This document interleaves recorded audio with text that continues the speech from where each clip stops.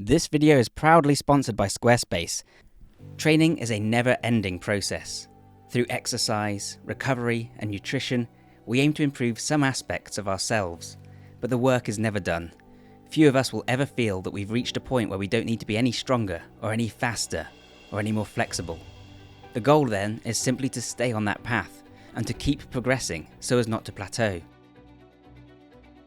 At some point on this journey, if we stay the course, we will reach our own peak performance, the best we could have achieved with our given circumstances. But how do you do this? How do you keep getting stronger and smarter and more agile, even in the face of challenges? Ultimately, this comes down to mindset and strategy. This is your ultimate form, so giftedness has nothing to do with it. Likewise, this is often what separates the top performers and athletes, as much as physical ability. How do you keep striving, even in the face of defeat? How do you avoid stagnation?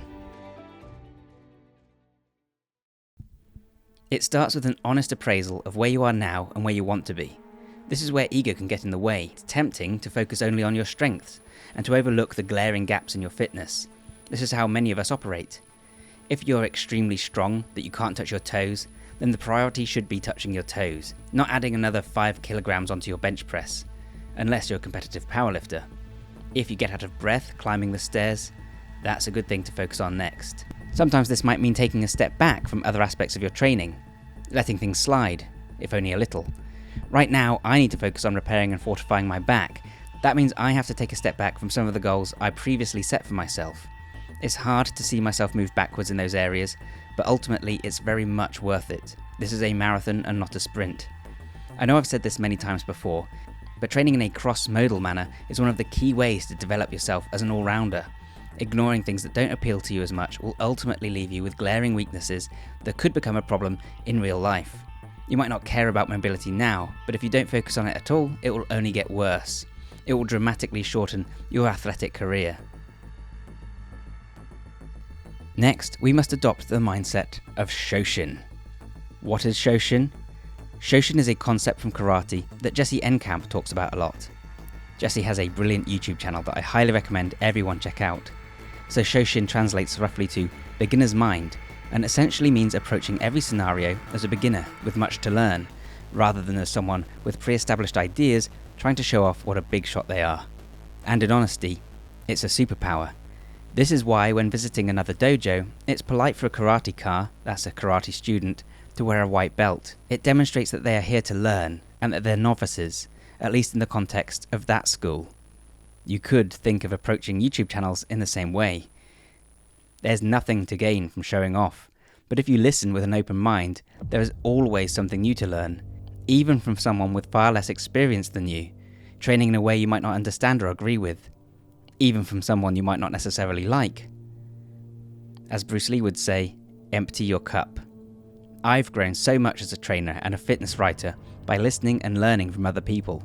All of them have helped me to see new ways to improve and to provide me with more tools for my training toolbox. You can be defensive and stay just where you are, or you can keep growing.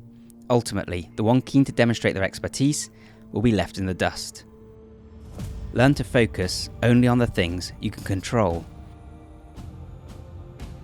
This is a big mindset shift that can help you to combat anxiety, improve your performance, and ultimately overcome your limitations. Too often we spend time worrying about things that we have no control over. Going into a competition, we might worry about it raining or about the skill of the opponent. None of this is helpful, so instead we should be laser focused on what is within our control: our diet, our training, and our mindset. Likewise, it's no good me wishing right now that I didn't have a bad back. I do. What's in my control is how I train going forwards. This tip came from the book Chasing Excellence, and I absolutely believe it's a key to steady forwards progress. Train harder than last time, as Coach Greg would say. And this is such good advice because it simplifies progressive overload perfectly. Logging every single workout and having precise targets and goals is all good and well, but ultimately it's a fragile approach that leaves little room for improvisation. But if you simply train the best you can on that day, every time you work out, you will gradually see yourself improve. It doesn't matter how, but as long as you're pushing yourself, you will keep growing. Set yourself rules and systems. these are superior to goals in many ways. Often, goals include too many aspects that are outside of our control. If once again we want to focus on the things we can control, then creating rules like I will go to the gym X number of times a week, or systems such as set ways to train, can be far more effective, and again you'll see the results add up over time.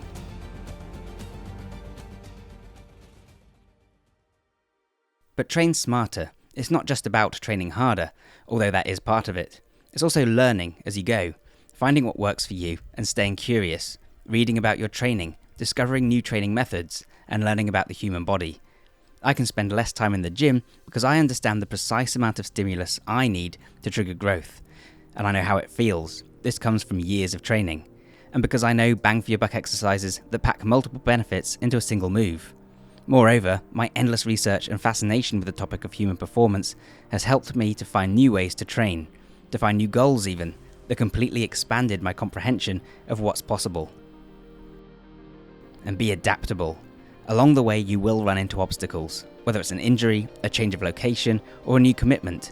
How you respond to those challenges is what matters. Think of plotting a course for a set destination, our goal. You know where you want to go. Now the challenge is getting there. So you draw a straight line from where you are now to where you want to be. But what if you come across an obstacle?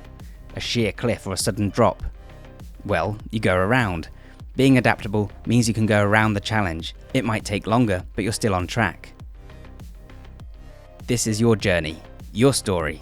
Like I said, not a race, a marathon. Don't see these setbacks as roadblocks. See them as part of the adventure. So I hope you found this video useful and interesting, guys. If you did, then leave a like and share it around, and let me know what your tips for achieving your peak performance are. If you're looking for a training program that incorporates multiple different training modalities that aims to improve everything from max strength to mobility to endurance to even brain function, then check out my ebook and training program, Super Functional Training 2.0.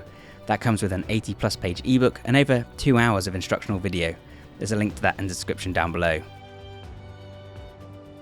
Either way, guys, thank you so much for watching this one, and I'll see you next time. Bye for now.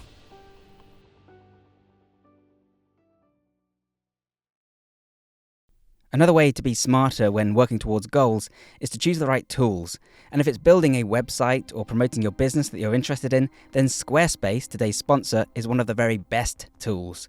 Squarespace makes creating a website as easy as possible, thanks to a huge number of highly modern and customizable templates. You can build the foundation of a website in minutes. From there are a huge variety of powerful features that empower you to grow as far as your business needs. The sky's the limit, and that's why Squarespace powers so many of the biggest brands on the web.